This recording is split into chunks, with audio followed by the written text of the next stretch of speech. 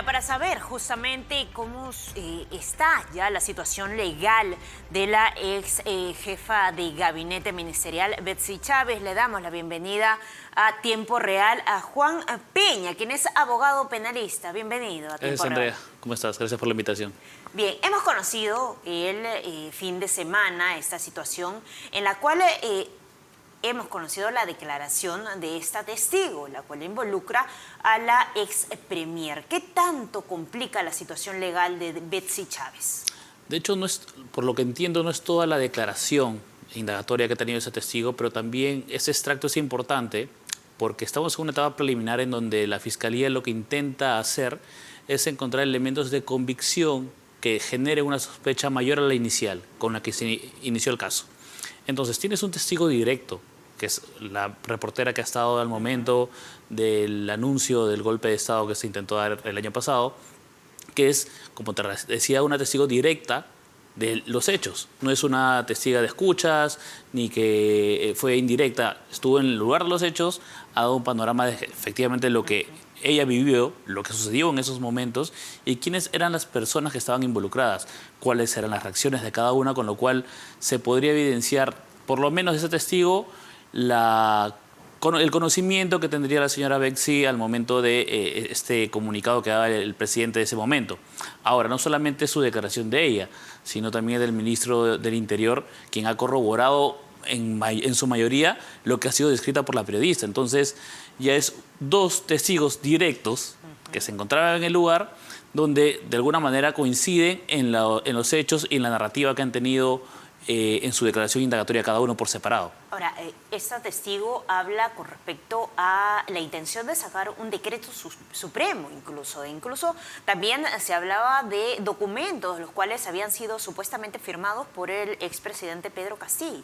Sí, de hecho, de alguna manera son actos preparatorios o actos con los cuales el presidente de ese momento lo que buscaba hacer junto con su premier y con su abogado en ese momento era ejecutar el golpe de Estado con apoyo de otros ministros que en ese momento le dieron la espalda y donde también las Fuerzas Armadas dieron un paso a favor de la democracia y la Constitución, no acatando las órdenes que venían dadas por el presidente de ese momento.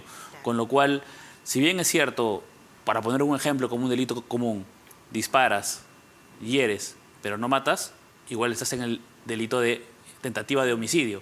En este caso, das el comunicado, llamas a los ministros, tratas de detener a la fiscal de la Nación, del cierre de las instituciones como el Tribunal Constitucional, el Congreso. Conspiración. Exactamente. Seducción. Entonces, de alguna manera sí ejecutas todo para poderlo hacer, pero por diferentes razones que se te escapan a tu poder, en ese momento no logró la ejecución de su golpe de Estado. Por eso es que el delito, de alguna manera, la Fiscalía la tiene no tan difícil para poder probar. Lo que creo que la Fiscalía está tratando de ver quiénes más estaban involucrados en este intento de golpe.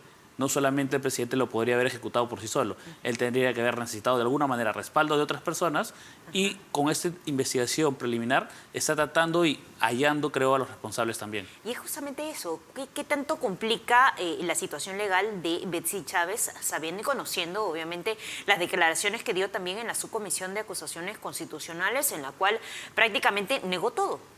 De alguna manera, a ver, cualquier persona investigada tiene derecho a mentir en cualquiera de las etapas de la investigación, ya sea a nivel parlamentario, a nivel fiscalía, porque es un derecho que tiene cualquier persona a la no autoincriminación, que es un derecho fundamental que tiene cualquier investigado. Entonces, de alguna manera lo que sí la fiscalía lo podría tener es como una obstaculización a la investigación respecto a, por ejemplo, ¿por qué no entregó su listado de WhatsApp? Porque el ministro de Interior sí lo ha podido dar y tenía llamadas de ella posterior al comunicado. Exacto, entonces, 3 llamadas. Exactamente. Entonces, si por ejemplo no entregó su teléfono, no entregó su listado de llamadas, de alguna manera sí la Fiscalía lo podría tener como una obstaculización a la investigación, lo cual le generaría un mayor riesgo para su libertad al momento de culminar la investigación preliminar, ya que la Fiscalía, teniendo en cuenta eso, podría solicitar una prisión preventiva en contra de la señora Betsy Palomino al entender de que está obstaculizando la investigación. Con respecto a eso, ¿cómo sería el proceso entonces ahora? ¿Ya tendría algún plazo determinado? No, por lo pronto tenemos una investigación que la Fiscalía ha pedido 9 meses, con los cuales, perdón, el expresidente tiene una prisión preventiva de 9 meses. Es una investigación preliminar que puede durar entre 90 a 120 días. La Fiscalía va a poder pedir prórroga si es que lo cree necesario, pero por lo pronto, una vez culminada la investigación preliminar, recién la Fiscalía va a poder indicar si necesita una medida de coerción adicional para otras personas, porque cree que pueden obstaculizar o pueden darse la fuga, o pueden que ellas continúen en libertad en lo que dura la investigación preparatoria, que es la siguiente etapa que le corresponde a la Fiscalía, habiendo encontrado sí elementos de convicción que le sostengan, en el futuro va a poder tener un buen juicio para la Fiscalía, que lo que busca el Ministerio Público cuando se prepara en un juicio es una condena. ¿Y esto complicaría también la situación de Aníbal Torres, por ejemplo? ¿Alcanza? De alguna manera lo que la Fiscalía va a tener que desarrollar es que si Aníbal Torres también tenía conocimiento, según lo que dicen los testigos, también por sus gestos, por el abrazo que se da luego con el señor Castillo, Exacto, por el respaldo que le da, de alguna manera se entendería que había tenido conocimiento del golpe de Estado y también el apoyo de él. Además que él se dirige con el señor Castillo a la Embajada de México, o que es el primero en prestarle ayuda judicial al momento que es detenido. Con lo cual, de alguna manera, se vería que sí habría estado en conocimiento de lo que iba a hacer el señor Castillo y quiénes eran las personas que iban a tratar de colaborarle. Tanto es así que el presidente Castillo solicita un apoyo de seguridad a las viviendas del señor. Exactamente. Entonces, con lo cual genera un mayor panorama de, sí, efectivamente, suspicacia, que eso se va a corroborar de repente con las llamadas del ministro del Interior. Entonces, es probable que se le sume a todos los supuestos delitos, ¿no?, que habría cometido Betsy Chávez, el de obstaculización por no haber dado justamente ese tipo de información o brindado ese tipo de información. No, ¿Se podría decir eso? Más que un delito, es un comportamiento dentro de tu investigación. Entonces, si tú tienes, por ejemplo, un comportamiento donde colaboras con la Fiscalía no es necesaria pedirte una medida tan gravosa como la prisión preventiva.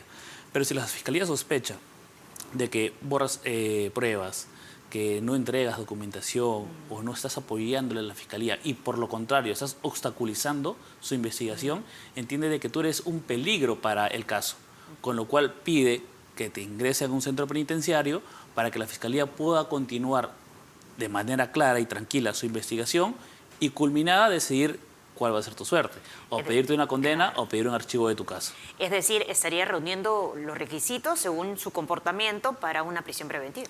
La Fiscalía lo va a tener que sostener. De repente puede decir de que un impedimento de salida o un arresto domiciliario podría ser suficiente y no necesario una prisión preventiva.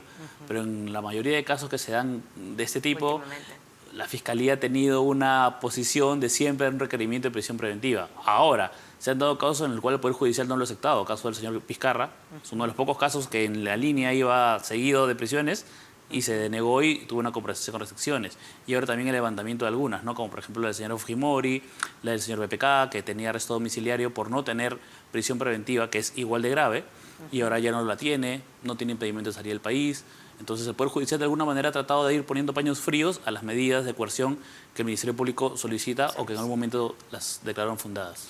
Perfecto, muchísimas gracias doctor Juan Peña, por darnos detalles y explicarnos justamente a detalle este tema, ¿no?, que ha involucrado justamente a la ex premier